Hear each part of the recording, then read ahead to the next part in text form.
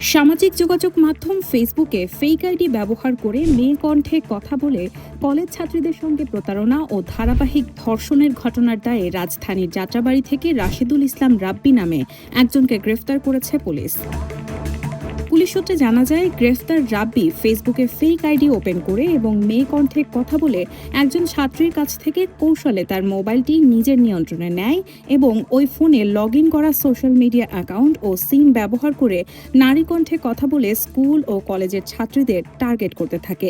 ছাত্রীদের সঙ্গে মেয়ে পরিচয়ে গভীর বন্ধুত্ব গড়ে তোলার পর উপহার আদান প্রদানের কথা বলে যাত্রাবাড়ির গোয়ালবাড়ি মোড়ে একটি নির্মাণাধীন ভবনের ৫ম তলায় নিয়ে আসত এবং জোরপূর্বক ধর্ষণ করে নগ্ন দৃশ্য মোবাইল ফোনে ধারণ করে রাখত। ধারণকৃত নগ্ন ভিডিও সোশ্যাল মিডিয়ায় ও পর্ন সাইটে আপলোড করার হুমকি দিয়ে নিয়মিত শারীরিক সম্পর্ক স্থাপনে বাধ্য করত এবং নিয়মিত টাকা আদায় করত।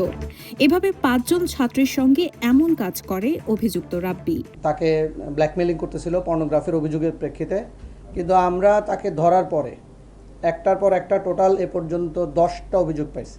সর্বশেষ গত ৯ এপ্রিল আরেক ছাত্রীকে শ্লীলতাহানির চেষ্টা করে ভয়ভীতি দেখিয়ে মোবাইল ফোন, নগদ অর্থ এবং স্বর্ণালংকার হাতিয়ে নেয়। অভিযোগ পেয়ে তথ্য প্রযুক্তির সহায়তায় ১৩ এপ্রিল সন্ধ্যা ৭টার দিকে দনিয়া কলেজের সামনে থেকে রাশেদুল ইসলাম রাব্বিকে গ্রেফতার করে যাত্রাবাড়ি থানা পুলিশ। গ্রেফতারকৃতের বিরুদ্ধে যাত্রাবাড়ি থানায় পর্নোগ্রাফি নিয়ন্ত্রণ আইনে ৩টি মামলা রয়েছে জানিয়েছে পুলিশ।